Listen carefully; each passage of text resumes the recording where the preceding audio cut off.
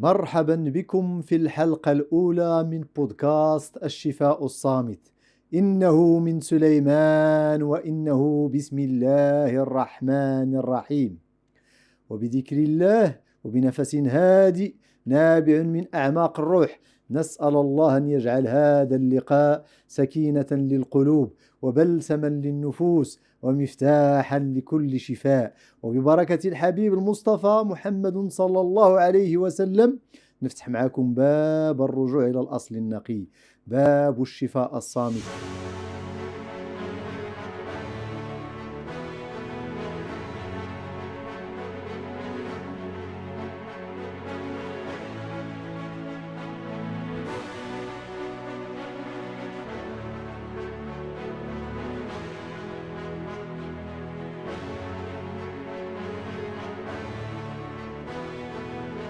السلام عليكم ورحمة الله تعالى وبركاته.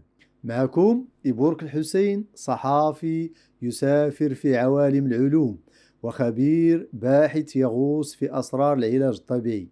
اليوم غادي نرافقكم ونخطو معاكم الخطوة الأولى في رحلة صوتية فيها همس الحكمة ونور البحث وبركة النية. في الشفاء الصامت، الصحافة ماشي غير نقل المعلومة، ولكن بحث حقيقي بين السطور وتنقيب عن الأسرار الصامتة في الجسد والروح. كنسألو، كنقلبو، كنمشيو بعيد في الاستقصاء باش ما نوصلوش غير للخبر، ولكن نوصلو للحقيقة، الحقيقة اللي كتلج القلب وكتنور العقل. نداء غير مرئي، راك ما جيتيش لهاد الحلقة صدفة، راك جيتي بدافع من الغيب، لأن شي حاجة فيك كتقلب على النور، على السلام، على الشفاء الحقيقي. بقى معايا حتى لآخر الحلقة، ماشي فضول ولكن يمكن يكون قدر. كل كلمة غادي تسمعها اليوم فيها نية، فيها سر، وفيها مفتاح الباب كان مسدود قدامك. يمكن آخر دقيقة في الحلقة تلقى جواب لدعاء قلتيه بينك وبين الله بلا ما ينطق به لسانك، أو رسالة من الله لروحك اللي عيات، وحتى اللي دخل غير باش يتسلل بنية خفية، حسدا، فضولا، أو بنية ماشي صافية، راه حتى هو ما دخلش صدفة، لأن الله كيوصل الرسائل حتى القلوب اللي متغلفة بالحقد، يمكن باش يلينها، يمكن باش يوقفها قدام حقيقتها، يمكن باش يعطيها فرصة ترجع للصدق قبل فوات الأوان. راه الرحمة كتوصل حتى اللي جاب نية مغلفة بالظلمة باش يعرف أن الكلام اللي وصله ماشي من بشر ولكن من نور الحق، كما قال الله عز وجل في سورة الأنعام الآية 110: ونقلب أفئدتهم وأبصارهم كما لم يؤمنوا به أول مرة وندرهم في طغيانهم يعمهون. وفين كتجي صحافة العلوم؟ كتجي من صميم الشفاء الصامت، ماشي غير بودكاست، ولكن أول تجربة صحافية علمية استقصائية من نوعها في المغرب، بل وحتى في إفريقيا وأوروبا والشرق الأوسط. كتغوص بشجاعة ووعي في بحر الطب الكلي، العلاجات الروحية والطبيعية، كتسائل، كتفتش، وكتنور الطريق لكل باحث عن الشفاء الحقيقي. وخا الطريق تكون فيها الغموض والتحديات، حنا معاكم خطوة بخطوة بصوت دافئ وكلام خارج من القلب. نوقفوا بجنبكم باش نحسوا بكم ونكونوا الضوء اللي ينور طريقكم وسط عتمة الحيرة والتردد، حتى توصلوا للمعرفة، للراحة واليقين اللي كنتوا كتقلبوا عليه. الشفاء الصامت مشروع فيه بركة الأجداد ونور العلم ولمسة الرحمة اللي ترجع تداويك بلا ما تحس. فاش كان في عمري 15 عام عيط عليا الأب ديالي الله يرحمه ويرحم جميع موتى المسلمين. دخلت عنده لبيته وجلسني قدامه وقال لي: يا ولدي، عندي ليك واحد الكنز ووصية عطاها لي جدك الله يرحمه. وقال لي: جدك ولدي ماشي غير مقاوم، كان راجل شعلة صافرت في الدم، سر تورث بالصمت وبالنية وبالنور. جدك لمين ديال أكادير نتيوالي ونفتو في العز، كان في قلب المقاومة فسوس، قائد فرقة من المجاهدين، رجال ماشي غير مسلحين بالبارود ولكن كيجاهدوا بالحكمة وبعلم الأوفاق الرباني، ناس كيقراو أسرار النصر في وجه السماء وكيحملوا في عقولهم آيات الإيمان وفي صدورهم الله، الوطن، الملك. وفي يوم مشهود خططوا لهجوم استشهادي على مكتب الاستعمار الفرنسي في الشوكة أيتباها. كان نهار معمد بالنية، نهار طلع من صدور رجالة سوس مغموس في النية ومطرز بالإخلاص، نهار ماشي عادي، نهار فيه العاد تعلى وارتفعت فيه الهمم بحال تكبير الله أكبر الله أكبر الله أكبر. كل واحد دخل المعركة حافظ آية وحامل النية وحبس النفس على الشهادة. المعركة كانت نارية، المعركة ما كانتش بحال باقي المعارك، كانت نهار تكتبوا فيه الأقدار بالحبر الأحمر وبعزيمة المجاهدين.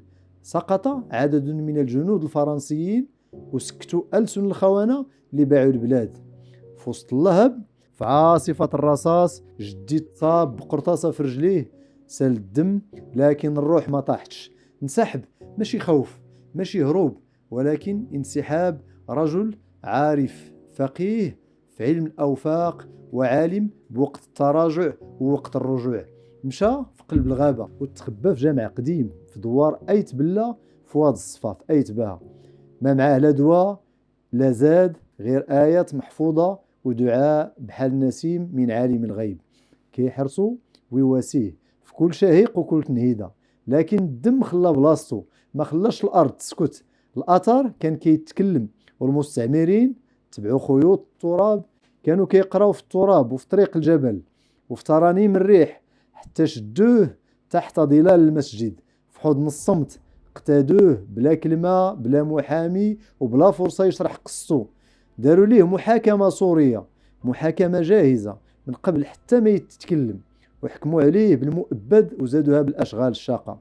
بحال إلا بغاو يسجنوا حتى أنفاسه، لكن ما شدوش النية وما حكموش على السر اللي فيه، لأنه في عمق الزنزانة ما كانش كيتألم، كان كيغزل خيوط الحرية بصبر الزاهدين، بعلم ما كيعرفوش المستعمر، علم رباني سلاح صامت كيحرر الروح قبل الجسد.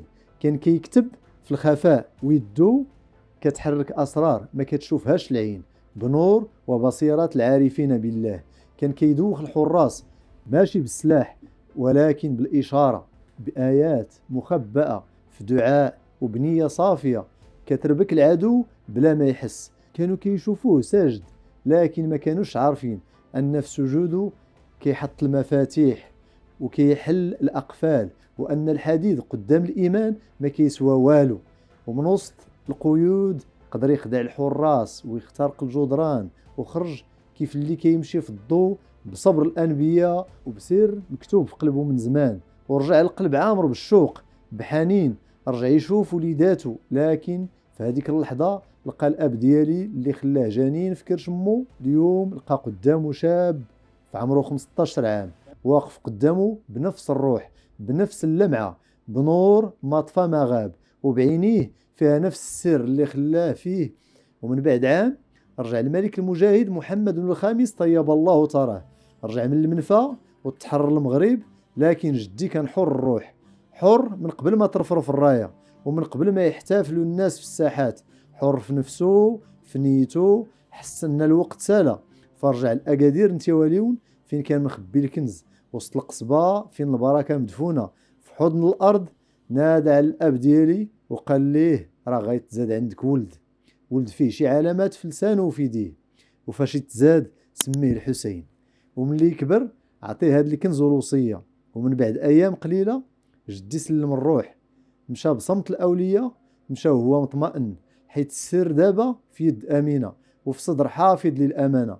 وحتى الأب ديالي حتى هو توفى، وكأنهم بجوج كانوا غير قناطر باش توصل لي هاد البركة.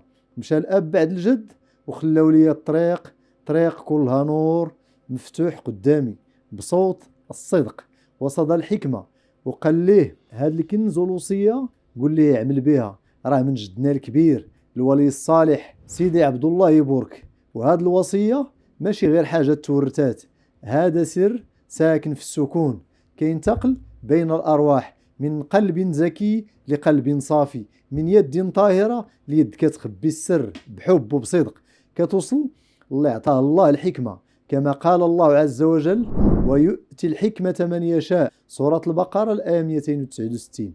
وعطاني واحد الكنز ما كان لا فلوس لا ذهب لا نحاس، كان كنز خفي سميته البركة، سر ساكن في الروح وموروث من نور الأجداد. هاد البركة عبارة عن مخطوطات قديمة، كتب روحانية دينية علاجية بطب الحكمة، ورسائل مكتوبة بخط اليد، وخنجر ديال الفضة، وتسابيح ديال اليسر، وقلية وعينيه كلهم نور مغرغرين بالدموع ديال الفرح. هادي من جدك الكبير سيدي عبد الله يبورك، الولي الصالح، العالم العلامة البحر الفهامة، الروحاني الأعظم، الإمام والفقيه وطبيب القلوب قبل العقول، أستاذ الجن كما وصفه العلامة المختار السوسي رحمة الله عليه في موسوعته الشهيرة المعسول، التي تعنى بتراجيم العلماء والأدباء في منطقة سوس. من ذاك النهار تبدلت حياتي بلا ما نحس، دخلتني هاد البركة في عالم آخر. هاد العالم فيه العلم والروح، فيه البحث والتأمل، فيه أسئلة كثيرة اللي خلاتني نبحث على الأجوبة ديالها، وفيها طريق بداو فيها جدادي ولكن كملت فيها أنا، ولكن بطريقتي الخاصة. أنا اليوم ماشي غير صحافي، أنا باحث في الألم ديال الإنسان، في الأسباب الخفية. أنا الصوت اللي كيقلبوا عليه الناس اللي باغيين يرتاحوا، يفهموا ويتشافوا. ومن هنا زاد الشفاء الصامت، مشروع خرج من عمق البركة وضياء الحكمة ونور البحث العلمي، كيجمع بين تراث الأجداد ومعرفة اليوم وتجارب الغد. صوت ما كيخاطبش الأذن فقط، كيخاطب القلب وكيسمع الجسد اللي كان ساكت وباغي يتشافى. شكون هو إبورك الحسين؟ أنا روح خداها الله في طريق الصورة والكلمة. بديت الرحلة حاملا للكاميرا والميكروفون، كنوثق الألم وكنسمع الصمت وكنصور النور وسط العتمة.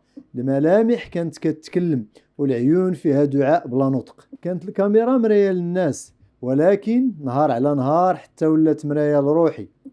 ومنين شديت القلم ما كانش فقط غير باش نكتب، كان باش ندون آهات الناس ونوثق المعنى اللي كيعيش بين السطور، كان باش نفتح نوافذ مسدودة ونخلي الألم يتكلم، ونحول المعاناة للمعلومة والحكاية للفهم والكلمة للشفاء. وليت صحافي باحث ماشي فقط على الأخبار، ولكن في قلب وحيرة وألم الإنسان، في بحثه الأبدي عن التوازن، عن الشفاء. خدمت في الإعلام والتجارة والرياضة الأزيد من 20 سنة، ولكن مسيرتي الحقيقية بدات من اللي سمعت أول همسة من داخل راسي كتقول أن راسك ماشي غير للتفكير، راه قلبك أعمق من صورة في كاميرا وأصفى من صوت في ميكروفون.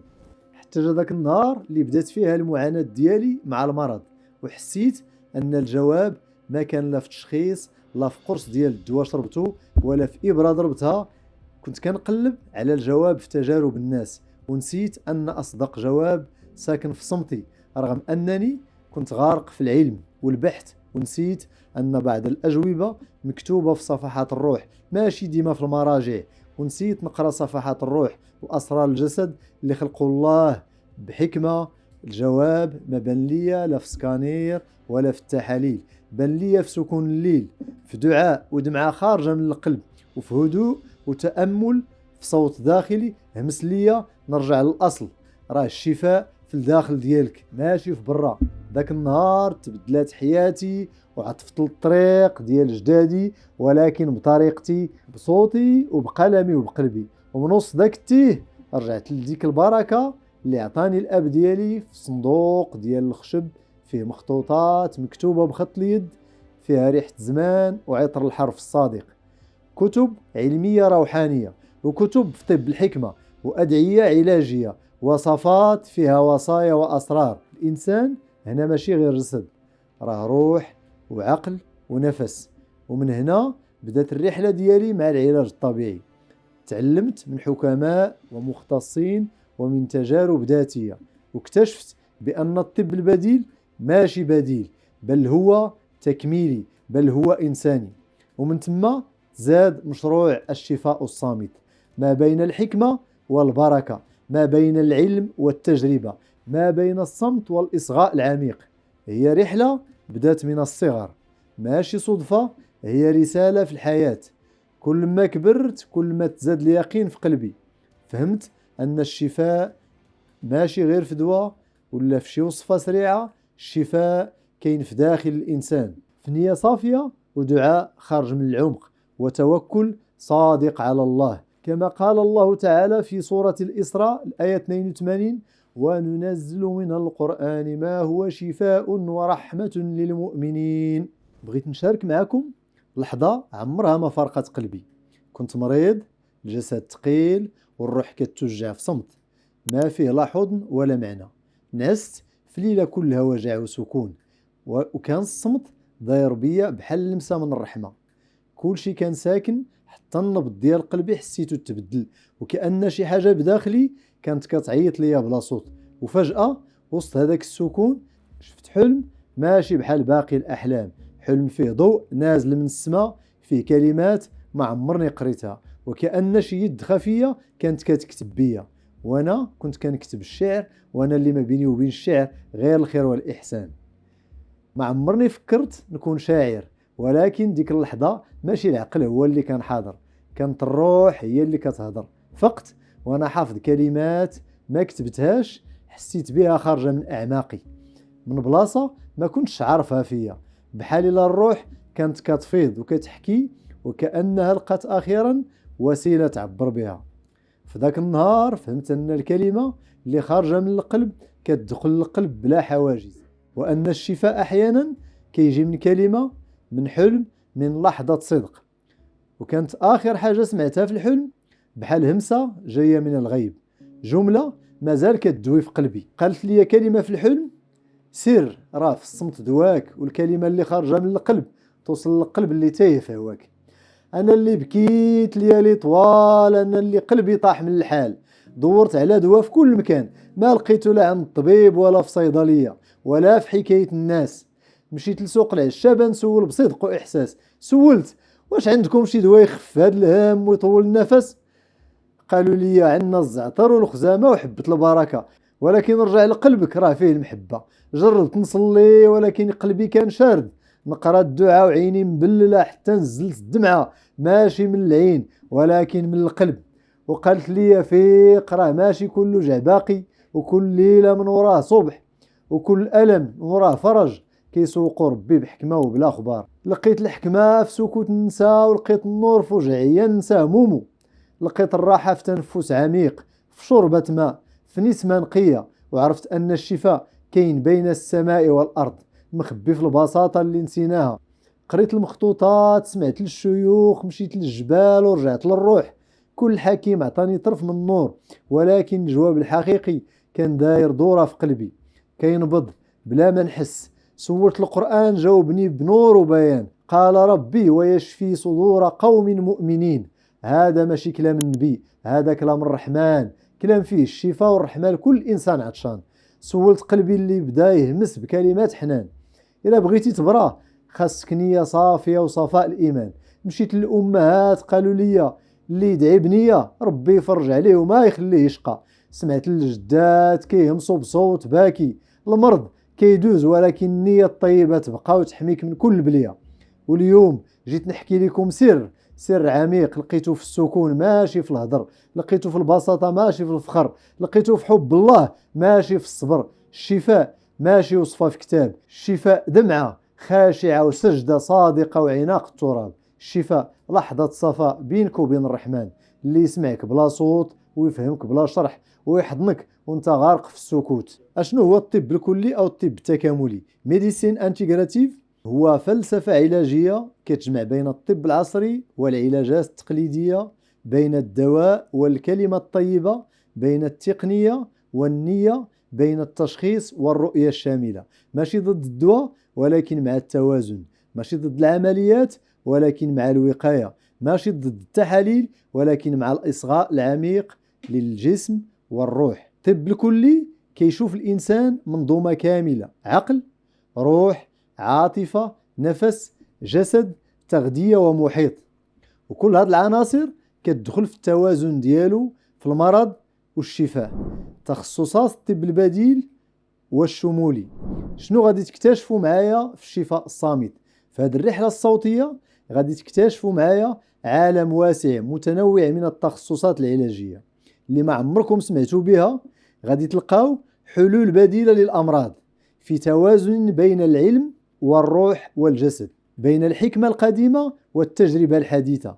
غادي نغوصوا في بحر واسع من التخصصات العلاجية الطبيعية والطاقية والروحية اللي كتجمع بين العلم والتجربة، بين الحكمة القديمة والتقنيات الحديثة، بين النية الصافية والمعرفة العميقة. غادي تكتشفوا علاجات يدوية بحال الكيروبراكتر، للسيوباتي، النيوروباتي، التصريف اللمفاوي، الروفلينج، تقنية ألكسندر، تقنية فيلدينكرايس، الريفلكسولوجي، السوجوك، علم الحركات التطبيقية، العلاج بالكيروزين، زراعة الخلايا الجذعية، العلاج بالأوزون. كاين كذلك الطب الصيني بكل فروعه، من الإبر الصينية، تشيكونغ، تايتشي، الأعشاب، الحجامة، الموكسا، والطب الياباني بالريكي والشياتسو والكامبو. غادي نغوصوا في الأيروفيدا الهندية، تنظيف الجسم، التدليك، التغذية، علم النفس واليوغا. غادي نكتشفوا عالم الطاقات، شفاء البرانا، الكوانتوم، الكريستال، الشاكرات، البندول والهالة، البرمجة الطاقية والعلاجات النفسية، التأمل التجاوزي، الجيشتاليت، التحليل السلوكي والإنساني، التحرر العاطفي، التنويم المغناطيسي، التخيل الشفائي، التعديل السلوكي المعرفي، البرمجة اللغوية العصبية، العلاج بالإيحاء، الجراحة النفسية. أما في مجال التغذية غادي نهضروا على الكيتو، التغذية النيئة، الميكروبيوتيك، الصيام العلاجي، العصائر العلاجية، الكارنيفول، الأنزيمات، العلاج بالغذاء الحي. وكذلك غادي نكتشفوا مدارس قوية في الطب البديل كالطب التيبيتي الإفريقي، الأمازوني، الشاماني، الطاوي والصوفي والأمازيغي واليوناني والفرعوني وطب الحكمة. وكل وحدة عندها أسرارها. وغادي نغوصوا كذلك في بحر عميق من العلوم الروحانية والموروثات الباطنية اللي كتجمع بين التجربة، التلقين والوحي الداخلي، من علوم عرفها الأجداد وتوارثوها بسر الصمت، حتى العلوم المعاصرة اللي حاولت تفهم ما وراء المادة وما لا يرى بالعين، من علم الأرواح والماورائيات إلى الطب النبوي الروحاني اللي كيعتمد على الذكر، الرقية واليقين. غادي نكتشفوا علم الأوفاق والزيارجة، الأوفاق الهندسية اللي كتشتغل بطاقة الأشكال والأعداد، ومعاهم الجلجلوتية والبرهاتية اللي هما من أعمق وأقدم العلوم الروحانية اللي كتفتح مفاتيح الخفاء. وغادي نفتح صفحات علم الرمل اللي كيقرأ الطاقات من خطوط ترابية، وعلم الحروف والأعداد اللي كيكشف لك أسرار من اسمك وتاريخ ميلادك وحتى المرض ديالك، مع التنجيم الروحي وعلم الفلك العلاجي اللي كيقرأ من مواقع الكواكب، ماشي باش يعرف المستقبل ولكن باش يفهم توازن الاختلال ديال اللحظة. والطب بالموروثات الروحية والماورائيات، علم البروج، علم الكتاب، التشخيصات الماورائية الغيبية، قراءة الكف، علم الفراسة، الأبراج والقزحية. كاين حتى العلاجات الخارقة للطبيعة، الشفاء المسيحي، اللمسة الشافية، الجراحة النفسية، العلاج بالأجيال السابقة، التحول الميتامورفي، الطاقة الهرمية، والعلاج بالإيمان.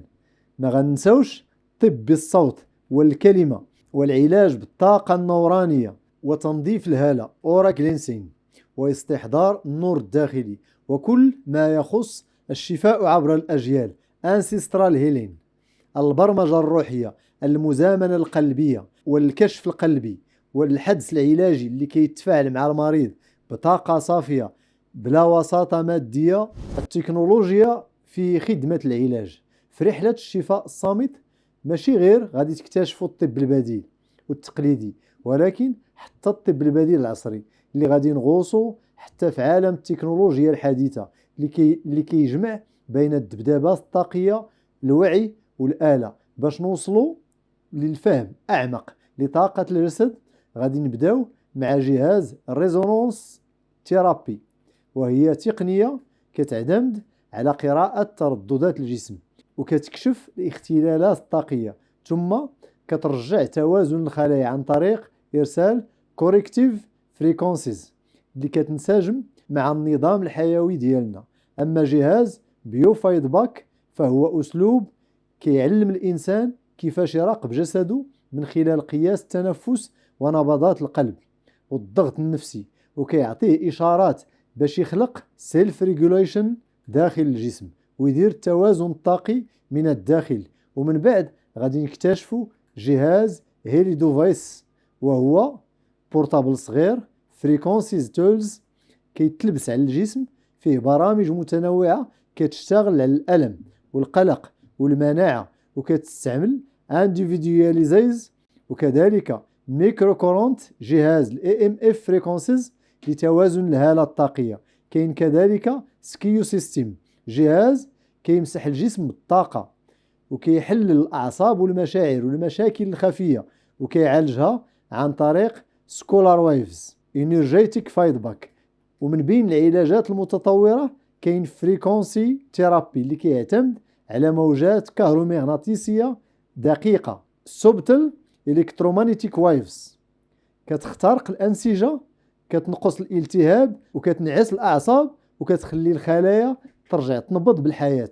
أما الريد لايت ثيرابي فهو العلاج بالضوء الأحمر، كينشط نو انفايسيف إنتاج الكولاجين، يصلح الجلد، يعالج الجروح وكيحسن جريان الدم بلاد سيركولايشن بفعالية وبدون ألم. وأخيرا النورال ثيرابي تقنية ألمانية الأصل كتشتغل على الأعصاب وذاكرة الجسد، كتستعمل في نقاط ميكرو انجيكسيون عصبية حساسة باش تخرج الطاقة العالقة من الصدمات القديمة وتطلق المسارات الحيوية من جديد. تجارب وخبرات ميدانية، كل علم من هذه العلوم راه مفتاح لوعي جديد، باب لشفاء داخلي، وصوت كيهمس من الأعماق. راه الشفاء ماشي بعيد، الشفاء فيك. وغادي نبقاو نرددو مع الأولياء: اللهم اجعل فينا من نورك نورا ومن سرك سكينة ومن رحمتك شفاء.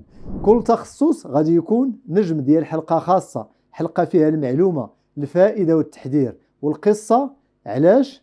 حيت أنا ما كنتش فقط باحث في الأوراق، كنت إنسان جرب، بحث وشارك في تكوينات ميدانية في أكثر من 100 تخصص عبر العالم، بين الشرق والغرب، بين المختبرات والمخطوطات، وساهمت في العلاج والشفاء ديال المئات من الحالات على الصعيد الدولي، باش اليوم نوصل لكم الحقيقة بلغة بسيطة من القلب.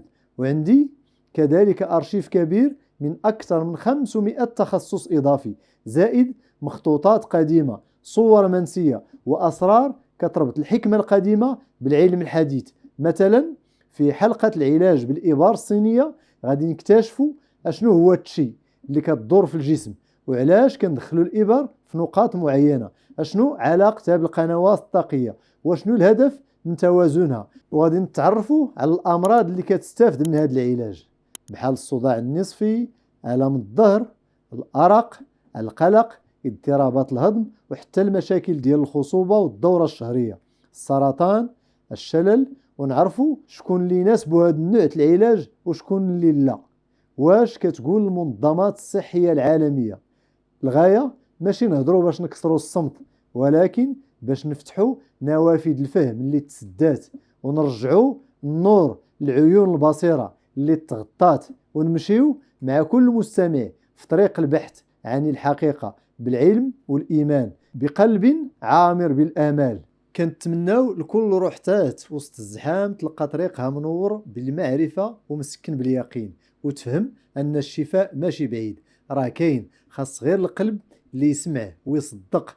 وغادي نشاركوا معكم تجارب من عمق الحكمة بين تراب الأجداد ونور العلم الحديث، باش يرجع الطب لجوهره، رحمة ماشي تجارة، وحب ماشي استغلال. قالوا ناس زمان الطبيب اللي يدي الهم قبل ما يدي الثمن هو اللي يداوي بالنية قبل الدواء. قالوا ناس زمان طبيب ماشي تاجر، والمرض ماشي سلعة.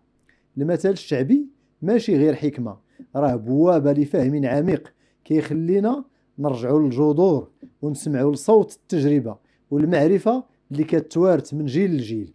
مرحبا بكم في الشفاء الصامت، حيث كل صمت فيه رسالة وكل كلمة فيها شفاء. هذا المشروع ماشي فقط شرح للتخصصات، ولكن بحث مستمر وتحقيق صحافي صادق كيمشي بعيد في التنقيب والتجريب، في المقارنة، في الكشف، في إعادة ربط الإنسان بنفسه وبالكون وبالرحمة اللي خلقها الله في كل وسيلة للشفاء.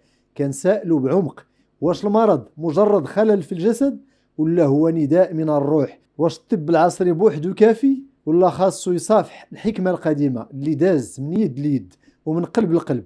واش العلة كتجي غير من الفيروسات ولا حتى من الخوف، من التوتر، من الصدمات القديمة، من الطاقات السلبية بحال السحر والحسد؟ الشفاء الصامت ماشي فقط منصة، بل صوت جديد كيسمع للي ساكت ويعطي المعنى للي ضايع، باش يرجع الطب للإنسان ويرجع الإنسان لذاته. في الشفاء الصامت ماشي فقط كنسمعو، كنمشيو للعمق ونعطيو فرصة للصوت اللي ساكن فينا باش يهدر ويورينا الطريق. كل حلقة غادي تكون وثيقة سمعية مبنية على بحث، مراجع، دراسات، شهادات وأدلة. صحافة العلوم في هذا البودكاست هي رحلة لفهم الجسد عبر العقل، وفهم العقل عبر الناس، وفهم الناس عبر الأسئلة اللي ما كتسولش. كنتسائلوا من عمق الوجدان: علاش كنمرضوا؟ واش الجسد هو اللي كيتألم بوحده ولا الروح كتأنف في الصمت بلا ما نسمعوها؟ كيفاش الكلمة الخبيثة كتخترقنا بلا استئذان، كتزرع سمها في القلب وكتخرب التوازن اللي بصعوبة كنحافظوا عليه؟ كيفاش التوتر كيسد النفس والطاقة كتختل؟ السحر والحسد كيتسلوا من شقوق خفية ما كتحش بها العين ولكنها كتألم منها القلب. واش كاين دواء واحد لكل إنسان ولا كل روح عندها شفرتها الخاصة وكتابها المفتوح بين يدي الرحمن؟ كما قال أحد العارفين: داء الجسد منك ودواؤه فيك وما تفقده إلا لتنظر ما فيك. في زمن ولا فيه الخبر الزائف أسرع من الضوء، والتشهير ولا سلعة كتباع بلا ضمير، ولات الحاجة ملحة لصحافة علمية بنية نقية فيها ميزان الحكمة، تفرق بين النار والدخان، تقرب العلم للقلب ماشي غير بأرقام ولكن بإنصات عميق لنبض الجسد وهمس الروح. من هنا الشفاء الصامت ماشي مجرد بودكاست، هو رجوع للصوت اللي فقدناه، هو نفس جديد في صدر الصحافة العلمية، نفس نقي جريء نزيه باش نرجعوا نكتشفوا المعنى ونبنيو وعي صحي جماعي بلغة الروح قبل العقل. الشفاء الصامت ماشي هو النهاية، هو بداية بدات في السكون وغادي تكبر بكلمة طيبة بصوت هادي بنية صافية. الهدف ماشي غير نداويو الجسد ولكن نعطيو الألم حقه، نرجعو ليه قيمته ونعطيو للإنسان فرصة يسمع لراسه من جديد.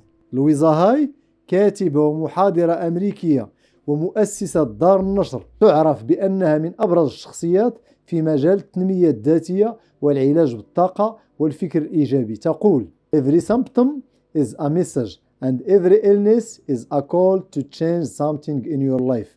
كل عرض هو رسالة وكل مرض هو نداء باش تبدل شي حاجة في حياتك. دكتور محمد أوز هو طبيب أمريكي من أصل تركي متخصص في جراحة القلب، باحث وأستاذ في جامعة كولومبيا. اشتهر ببرنامجه التلفزيوني The Dr. Oz Show اللي كان كيقدم فيه نصائح في الصحة والوقاية والعلاج الطبيعي بأسلوب مبسط لعامة الناس. Alternative medicine is not alternative anymore. It's a part of the solution. الطب البديل لم يعد بديلا بل أصبح جزءا من الحل. كل أسبوع غادي نغوصوا في تخصص جديد، نفتحوه من الداخل، نربطوه بالعلم، بالروح، بالقصص الإنسانية اللي كتسكن كل واحد فينا، باش كلنا لقاو مفاتيح جديدة نحو الشفاء والتوازن. ما تنساوش ديروا أبوني للقناة وبارطاجيو هذا الخير مع اللي كيحتاج يسمع صوت دافي صادق وعلمي. إلا كنتو كتعرفوا شي مريض ولا شي روح تايهة في طريق الألم، شاركوا معاه هذه الحلقة، يمكن تكون سبب في شفاء أو شعلة أمل كيهبطها الله في لحظة صدق. وكتبوا لي في الكومنتير شنو هو التخصص اللي بغيتوني نهضر عليه، غنربط لكم موعد في الحلقة الجاية مع تخصص الحقنة الشرجية اللي بزاف الناس ما كيعرفوش، وهو تخصص اللي كيعالج العديد من الأمراض المستعصية.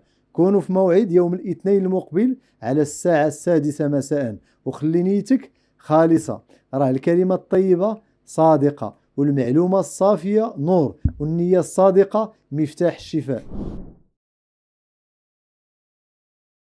يا رحيم يا خبير، اجعل هذا الصوت دواء للقلوب، وفي النية نورا يضيء الطريق، وفي الصمت يقينا يملأ الأرواح طمأنينة وسكون. يا من جعلت الراحة في ذكرك والشفاء فينا والسكينة بين أيدينا، لا تتركنا نضيع في دروب الضجيج، وقد وهبتنا نعمة السكون وهدية النور الخفي. وهب لنا في كل وجع حكمة، وفي كل جرح طريقا للرجوع، وفي كل قلب أملا لا يخيب، وفي كل لحظة قربا منك لا يزول. واجعل حلقات هذا الشفاء نبضا للقلوب الحائرة، وصوتا للروح التائهة، وهدى لكل من ضل الطريق. وإذا مرضت فهو يشفين. كان معكم إبورك الحسين، من الصحافة إلى البركة، للعلم وللقلب. نرجع نسمعوا لبعضنا في حلقة جديدة من الشفاء الصامت بإذن الله. والسلام عليكم ورحمة الله تعالى وبركاته.